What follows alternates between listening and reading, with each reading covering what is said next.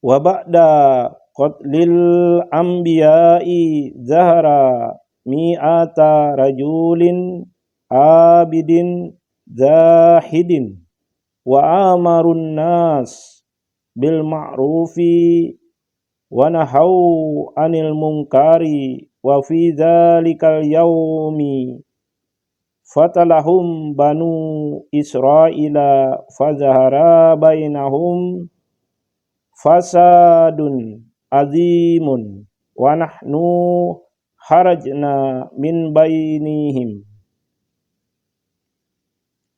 Dan setelah terbunuh para nabi, muncullah 200 laki-laki ahli ibadah lagi zuhud.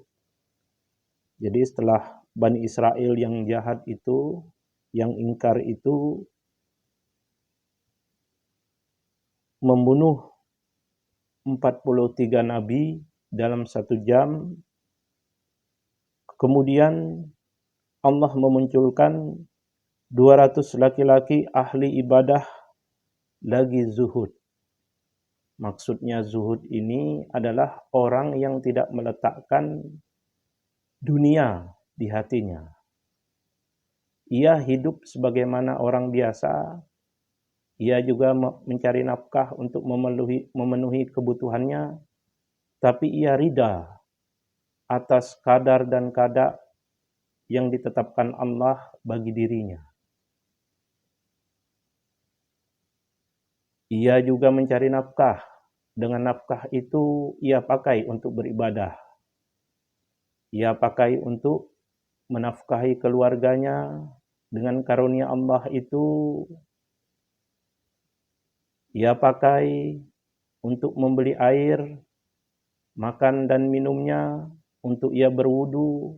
Dengan nafkah karunia Allah itu ia pakai untuk membeli pakaian, baju, sarung, kopiah untuk menutupi tubuhnya dalam melaksanakan ketaatan kepada Allah. Dengan nafkah itu ia pakai untuk keperluan bekalnya di negeri akhirat. Itulah tampaknya perbuatan-perbuatan orang yang zuhud.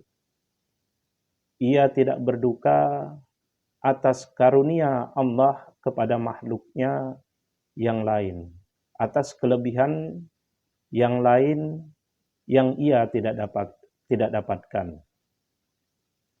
Itulah orang yang zuhud. Dan mereka menyuruh orang dengan kebaikan dan mereka melarang dari kemungkaran.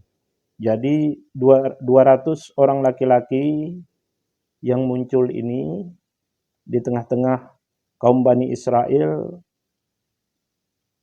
menyeru, mengajak orang-orang dengan kebaikan. Ia pula mencegah dari kemungkaran. Dan pada hari itu pula mereka dibunuh oleh kaum Bani Israel. 200 laki-laki ahli ibadah lagi zuhud itu pun dibunuh oleh kaum Bani Israel yang ingkar. Lalu muncullah di tengah-tengah kaum Bani Israel kerusakan yang besar dan kami keluar dari kalangan mereka. Terjadilah kerusakan di tengah-tengah kaum Bani Israel itu. Lalu kaum yang bertemu dengan baginda Rasulullah ini yang menceritakan akan perihal kaumnya kepada baginda Rasulullah dan keluar dari kehidupan atau dari kampung kaum Bani Israel yang mengadakan kerusakan itu. Sehingga ia di suatu masa saat Nabi Mi'raj, kaum ini bertemu dengan baginda Rasulullah sallallahu alaihi wasallam. Wajibna ila sahilil bahri wa da'awna Allah ta'ala ayyuhlisana min fasadihim. Dan datanglah kami ke tepi pantai dan kami berdoa kepada Allah Ta'ala agar dia menyelamatkan kami dari kerusakan kaum Bani Israel. Jadi sekelompok orang ini yang dari golongan Bani Israel ini yang ditolong Allah lari ke tepi pantai dan memohon pertolongan kepada Allah agar menyelamatkan dari kerusakan kaumnya, yaitu kaum Bani Israel.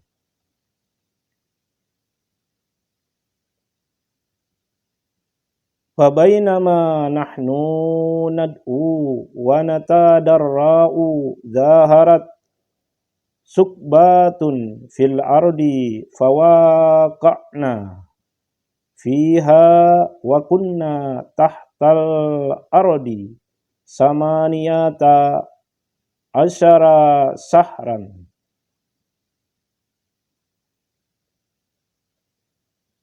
Lalu ketika kami sedang berdoa dan memohon dengan sepenuh hati, maka tampaklah sebuah lubang di tanah, lalu kami terperosok ke dalam lubang itu dan kami berada di bawah tanah itu selama 18 bulan. Yang dirasakan oleh kaum itu yang diselamatkan Allah dari kaum Bani Israel itu, yang dipisahkan Allah dari kaum Bani Israel yang lain yang berbuat kerusakan itu, ia memohon kepada Allah, lalu termasuklah ia ke dalam lubang yang berada di bawah tanah dan ia merasa selama 18 bulan di dalam lubang itu. Padahal seperti yang kita ketahui, jarak antara Nabi Musa dengan Nabi kita itu sangat jauh. Tapi kaum itu merasa baru 18 bulan berada di lubang itu. Sebagaimana riwayat Ashabul Kahfi yang merasa tidur sehari semalam, tapi sesungguhnya jarak waktunya itu adalah sekitar 300 tahun.